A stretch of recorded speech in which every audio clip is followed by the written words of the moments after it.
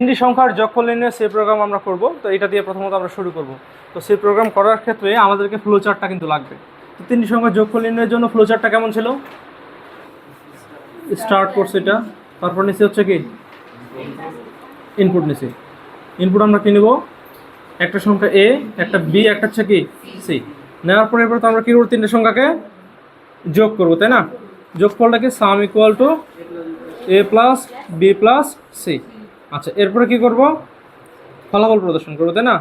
কি ছিল এটা? প্রিন্ট সাম। তারপরে কি করব?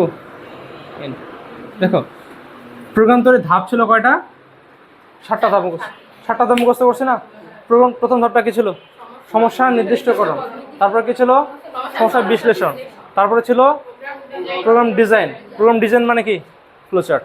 তারপর হচ্ছে কি?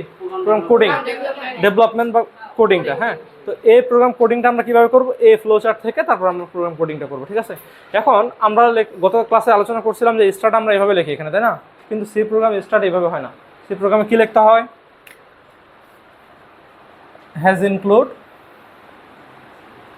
stdio.h, তারপর লিখতে হয় কি? মেইন, ফার্স্ট ব্র্যাকেট শুরু, first bracket close, second bracket শুরু।